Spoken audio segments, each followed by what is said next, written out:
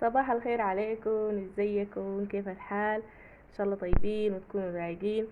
بما انه الليل الدنيا صباح وكده، فقلت اقوم اعمل لي ماسك لوشي.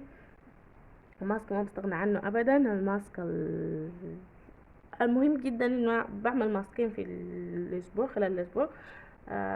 بيعملوا المهم حاجة طبيعية تقشر لي وجهي وتدي لي نضارة وتخليه يكون ناعم ومايل لانه هو طبيعي، بما انه انا بستخدم كريم تفتيح لوشي. فلازم كريم كيميائي، لازم اعمل له حاجة طبيعية عشان ترطب لي في نفس الوقت تحافظ لي على بشرة وشي.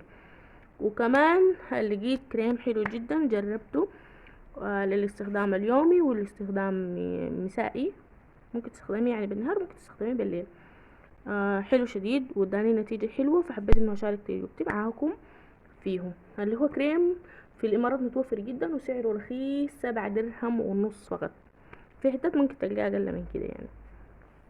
ما بتاكد اذا كان في السودان فيه ولا ما في. الناس اللي بتسالني هل الكريمات دي موجوده في مصر، انا يا جماعه والله موجود، انا متواجده في الامارات، فما عندي خلفيه، لكن ممكن تمشي مكان المحلات بتاعت السودانيين بتلقي فيها. آه طيب، الكريم اسمه كريم كوري. كريم كوري، تمام. ده هو الكريم، اسمه كريم كوري. بتستخدميه، ممكن تستخدميه في يوم، ممكن تستخدميه بالليل. وبيوتي كريم وما فيه زيوت، فبينفع مع انواع البشرة، اويل فري، تمام. طيب الكريم زي ما انتوا شايفين هو كريم باكستاني. معظم الكريمات هي كريمات باكستانية يعني. شكله زي كريم كريم الكلي الزمان، متذكرينه؟ شكله زي كريم الكلي الزمان. وتقيل زيه، شفتوا؟ تقيل جدا. فهو انت ممكن تستخدميه بالليل وممكن تستخدميه بالنهار، ما عنده مشكلة. بس المهم ما تتعرضي له في الشمس، تخلي في بشرتك ساعة وتغسليه، فبيديك نتيجة حلوة وسمح شديد زي ما شايفين. فحبيت اشارك تجربتي معاكم. طيب، واوريكم الماسك اللي انا قاعد اعمله. على الاقل بعمله مرة في الاسبوع، ده لو ما كسلانة طبعا. بعمله مرة في الاسبوع، اللي هو ماسك بتاع القهوة. هوريكم الطريقة بتاعته، حلو شديد وبيديكم نضارة، وفيه حاجات كلها بتغذي البشرة. اول حاجة بجيب ملعقة بتاع قهوة،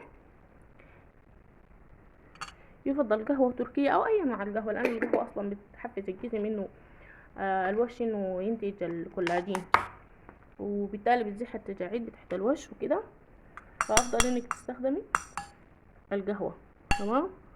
وملعقة واحدة بتاعت زبادي،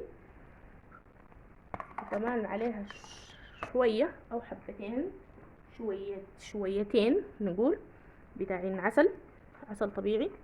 طبعا يا جماعه العسل الطبيعي ده انا بحبه جدا، وده جابته اليومية في السودان، ما عارفه هنا في الامارات القوي هنا الطبيعي يعني، فاهمه؟ فده رسالته اليومية، الله يديها العافية، من السودان. واخر حاجة ملعقة واحدة بتاعت نشا.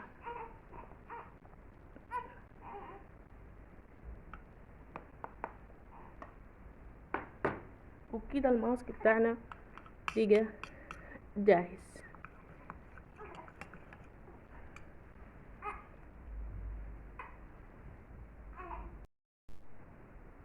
كده الماسك بتاعنا بقى جاهز. يلا بيجي اطبقه شنو، يكون وشه نظيف، وبمسحه في وشي مدة نص ساعة. المهم اكون عايزة اشتغل في المطبخ مثلا، عايزة اعمل الاكل ولا عايزة انظف البيت، فبمسح وشي منه صباح، وبلف مسافة اخلص شغلي بتاع البيت وكده. باجي بلقى انه نشف، بدي ضحكة بسيطة. والناس اللي وشهم بيتحملوا خصوصا بشرتهم حساسة، ما تدعكي وشك، بس غسليه بموية وخلاص. اذا بشرتك ما حساسة بتستحمل عادي الدعك، ادعكيه وغسليه بموية باردة.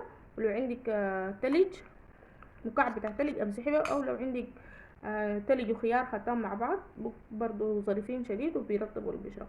وده كان الفيديو بتاع اليوم، اتمنى انه يكون يعجبكم، وما تنسوا تشاركونا مع الاهل والاحباب والاصدقاء.